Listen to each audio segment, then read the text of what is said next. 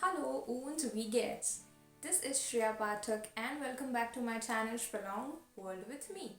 तो आज मैं आपको बताऊंगी कुछ इम्पॉर्टेंट रीजंस कि आपने जर्मनी में आकर आपका मास्टर स्टडीज़ क्यों करना चाहिए।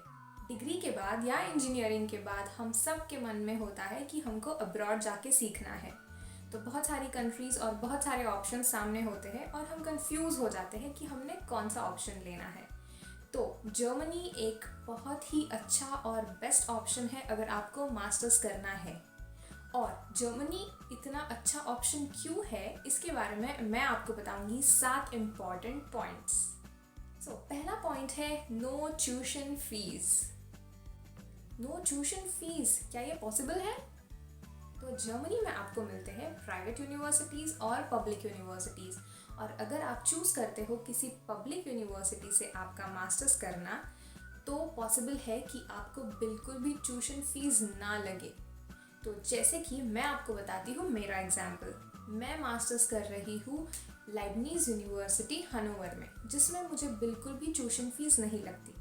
ऊपर से मेरा कोर्स है 100% जर्मन टॉट कोर्स, तो मुझे प्रॉस्पेक्टस भी बहुत अच्छा है क्योंकि मैं ऑलरेडी मेरा पूरा मास्टर्स प्रोग्राम जर्मन में कर रही हूँ।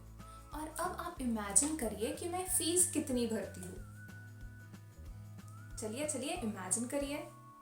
तो मेरे यूनिवर्सिटी में है सिर्फ सेमेस्टर कंट्रीब्यूशन और ना कि ट्यूशन फीस। तो मैं भरती हूँ 430 यूरोस अप्रॉक्सीमेटली हर सेमेस्टर के लिए। तो अगर इस महीने का हम यूरो रुपीस का रेट देखें तो 1 euro is approximately equal to 87 rupees. यानी कि मैंने इस सेमेस्टर में सेमेस्टर कंट्रीब्यूशन भरा है सिर्फ 37,000 रुपीज़।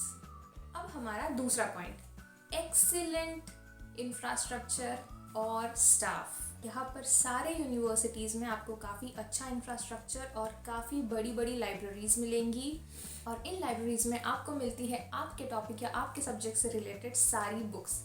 यूपर से आपको मिलता है ऑनलाइन एक्सेस और ऑनलाइन वीपीएन एक्सेस, जिससे आप घर बैठकर आपको जो भी बुक चाहिए, अगर आप आपके यूनिवर्सिटी का वीपीएन एक्सेस लेते हैं तो आप आपके घर से ही आपको जो बुक चाहिए वो बुक आप डाउनलोड कर सकते हैं। और अगर कोई बुक है जो अवेलेबल नहीं है तो आप आपके यूनिवर्सिटी को बोल सकते हैं कि आपको ये बुक चाहिए और किस लिए चाहिए, ये आप उनको रीज़न बता सकते हैं, और उसके बाद यूनिवर्सिटी आपके लिए ये बुक बाय करके आपको अवेलेबल करके देती है। हमारा थर्ड पॉइंट है इंटरनेशनल प्रोग्राम्स जो कि इंग्लिश में सिखाए जाते हैं। तो अब जर्मन प्रोग्राम लेना ये मेरी चॉइस थी, लेकिन इंटरनेशनल ऐसे बहुत सारे प्रोग्राम्स हैं जो कि इंग्लिश लैंग्वेज में सिखाए जाते हैं, और इंग्लिश लैंग्वेज में सिखाने के साथ साथ आपको आपकी यूनिवर्सिटी की तरफ से जर्मन लैंग्वेज के कोर्सेज भी फ्री ऑफ कॉस्ट मिलते हैं।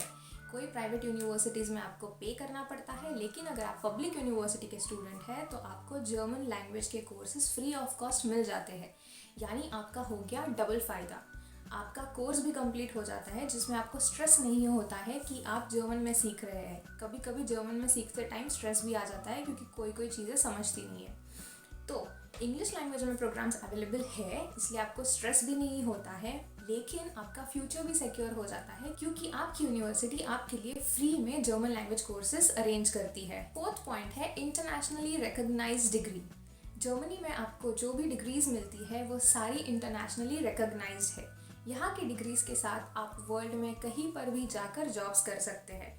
और अगर आप जर्मनी में मास्टर्स कर रहे हो तो आपको यूरोप में बहुत ही ज़्यादा अपॉर्चुनिटीज़ अवेलेबल है, क्योंकि जर्मनी का एजुकेशन सिस्टम ये बहुत ही अच्छा एजुकेशन सिस्टम माना जाता है।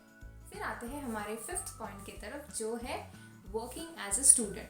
तो पढ़ाई करते करते आप काम कैसे कर सकते हैं। जर्मनी में आपको महीने में 80 आवर्स यानी 80 घंटे अलाउड होते हैं काम करने के लिए। तो साल भर में ये हो जाता है करीब 240 आवर्स तक का पार्ट टाइम जॉब, या फिर आप कर सकते हैं 120 आवर्स का फुल टाइम जॉब। ये आपका चॉइस होता है, बट यूजुअली सभी बच्चे 80 आवर्स पर मंथ के हिसाब से काम करते हैं, और आपको पे भी काफ़ी अच्छा मिल जाता है डिपेंडिंग कि आप कैसे जॉब्स करते हैं। तो बहुत सारे जॉब्स अलाउड होते हैं, जैसे कि आप और जॉब्स कर सकते हैं, किसी रेस्टोरेंट में काम कर लिया, या फिर न्यूज़पेपर डिलीवरी कर लिया या फिर खाना डिलीवरी कर लिया, जैसे कि इंडिया में है ज़ोमैटो वगैरह, वैसे यहाँ भी होते हैं। ऐसे भी आप जॉब्स कर सकते हैं, या फिर काफ़ी सारे वेयर हाउसेस में जॉब्स होते हैं, वो भी आप कर सकते हैं। या फिर अगर आप किसी फील्ड में बहुत ही अच्छे हैं तो आप वर्क स्टूडेंट का जॉब कर सकते हैं, और इसमें आपको अप्रॉक्सीमेटली काफ़ी अच्छे पैसे भी मिल जाते हैं। तो एज अ स्टूडेंट आप जर्मनी में क्या जॉब्स कर सकते हैं और आपको कितने पैसे मिल सकते हैं, इस पर भी मैंने एक वीडियो बनाया है जिसका लिंक मैंने डिस्क्रिप्शन में शेयर किया है, तो उसको आप देखना बिल्कुल ना भूलिए। अगला पॉइंट है जिसके बारे में मैं बहुत एक्साइटेड होती हूँ और जो कि मेरा फेवरेट पॉइंट है, वो है ट्रैवलिंग एंड एक्सप्लोरिंग यूरोप।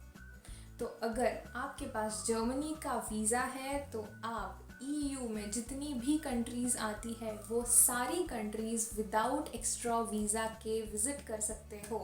अगर ये बात आपको पता नहीं थी तो प्लीज़ आप ये याद रखिए, और आप प्लान कीजिए कि आपको कौन सी कंट्रीज़ ईयू की पसंद है और आप विज़िट करना चाहते हो। आप यहाँ के स्टूडेंट वीज़ा पे जब भी आपको छुट्टी होती है, आपको सेमेस्टर ब्रेक्स होते हैं, यानी कि समर्स में होते हैं या फिर विंटर्स में होते हैं, तो ये सेमेस्टर ब्रेक्स के अंदर आपको जो मन करता है आप वो कंट्री में चले जाइए और आप वो कंट्री देख लीजिए।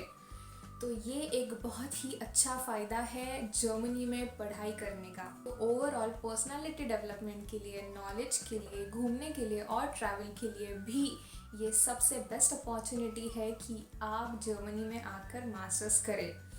और सबसे लास्ट पार्ट है वर्क वीज़ा या फिर settling in Germany after your education. तो जब आपका मास्टर्स ख़त्म हो जाता है तो आपको 18 मंथ्स का जॉब सर्च में वीज़ा मिलता है।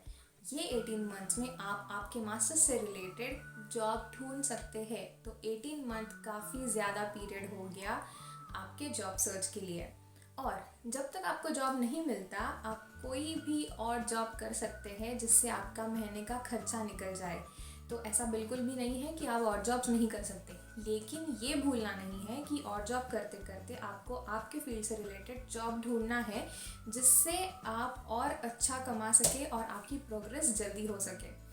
तो आपके मास्टर्स के बाद अगर आपको जर्मनी में और एक्सपीरियंस लेना है तो वो भी बिल्कुल डिफ़िकल्ट नहीं है, और काफ़ी बड़ी और डेवलप्ड कंट्री होने के कारण आपका यहाँ का एक्सपीरियंस पूरे वर्ल्ड में बहुत ज़्यादा मैटर करता है। अगर आपको वापस इंडिया भी जाना है तो ये एक्सपीरियंस आपके लिए सबसे बेस्ट एक्सपीरियंस होगा। तो ये थे कुछ इंपॉर्टेंट पॉइंट्स कि आपने जर्मनी में मास्टर्स क्यों करना चाहिए। इसी के साथ साथ मेरी ट्रैवल और जर्मन लैंग्वेज से रिलेटेड वीडियोस देखना भी बिल्कुल ना भूलिए।